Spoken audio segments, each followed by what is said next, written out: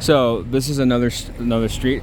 I've noticed that, like, coming into freaking this city, into this country, there's canals all over the Netherlands that I saw from the plane, and surprisingly, it was actually not that far from the ground.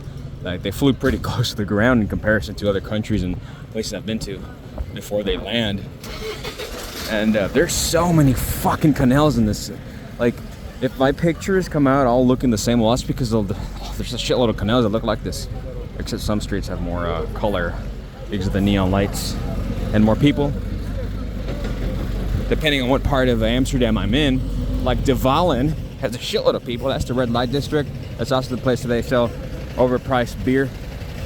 Like, it's crazy. I saw the price of a beer for 12 euros, a Heineken, at one street, and like fucking 3 streets over, a Heineken was like 3 euros.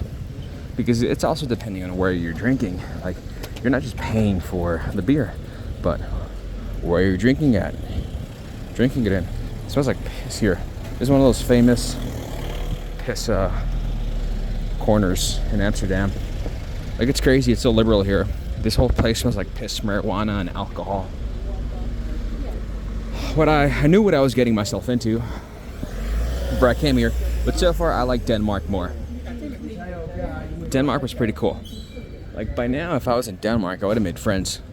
Shit, I would have made friends in Denmark like 2 or 3 hours into fucking being in Denmark. And also because Denmark is home to some of my favorite film directors of all time, Lars von Trier and Nicholas Winding Refn.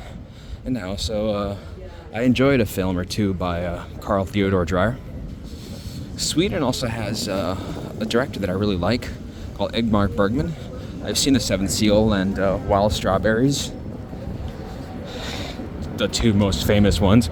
I tried getting into Persona, but I just couldn't, but one day I'll probably watch it. I also downloaded Fanny and Alexander.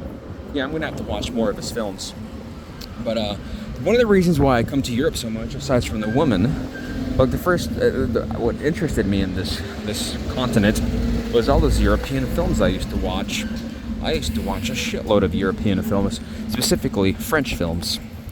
And I have seen Belgian films, like the films of Michael Haneke. I'm not pronouncing it correctly because, well, I'm not European. I won't pronounce it with the Austrian accent. I also like this film called Wings of Desire by Wim Wenders, or how the Germans pronounce it, the correct way, Wim Wenders. Just another day in the life of Josh from Bakersfield. I was talking to a Peruvian Spanish man. He was born in Peru, but he's got Spanish blood, and he legally lives in Spain. And I told him, you know, I'm going to end up living in Europe. And he said, yeah, I believe you. Like, I can just see it. The way you are, that, like, I can just totally see it. The way he said it gave me, like reassurance that I did not need. Just like, he affirmed this reality of mine that I'm going to end up in Europe. And this one dude, he was telling me, like, Josh, you may not be the tallest, most handsome motherfucker. You're not going to be having the best set of hair. But someone like you can get a Swedish girl. And then, like, a couple days ago, I was talking to a Swedish girl, and she basically was talking to me. She said, like, where are you going? Like, if you go up to, like, if you're going to the north, she was saying eventually, like, I can put you into contact with someone. And she said she wouldn't mind hanging out with me in Sweden. Like, guys and girls don't hang out normally unless one is interested in the other. And, but I was also told by this other Swedish person, like, no, Josh, you can end up with a Swedish girl. And then one said, like, no, you will. And I have been with only one Swedish girl in Melbourne, Australia. But I was like, well, the experience was nice. Probably will never happen again, because Swedish girls have such high standards. And he was like, no, Josh, you don't get it. You're a Latino from California. You're interesting to talk to. And I'm like, oh, that's pretty cool. And everybody tells me I'm very smart. I'm very knowledgeable, very educated, and I could just hold a conversation with people. And everybody tells me that. Even in the U.S., they're like, no, Josh, you know how to hold a conversation. You're really, really social.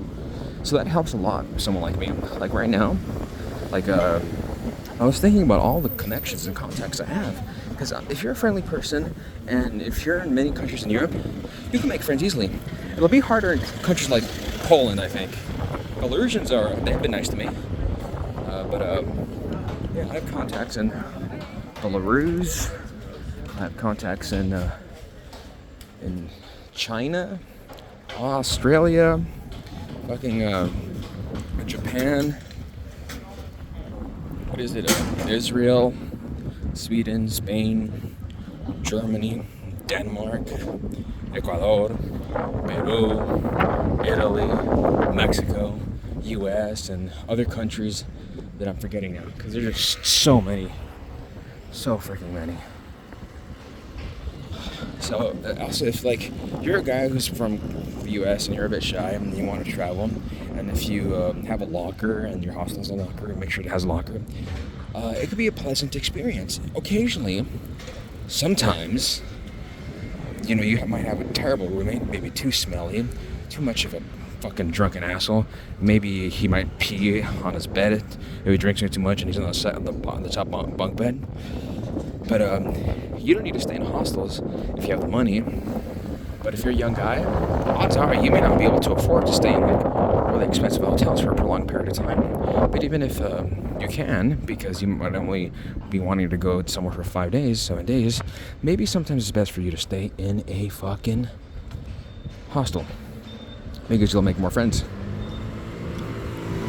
I've stayed in hotels and hostels. Hotels have its pros, but you'll make friends much more easily. And if you stay in a hostel, odds are, for the most part, it'll be a pleasant experience. If you choose the right hostel, look at the reviews. You'll make friends. They'll invite you to go out and drink or go to a restaurant. Like today, this Italian-Argentinian girl, she invited me for tomorrow to go drink some like tea or something like that. And I was like, oh, she's very friendly. But to be honest, girls to me tend to be friendly almost everywhere I go. They tend to invite me and whatnot. I like it. I love it.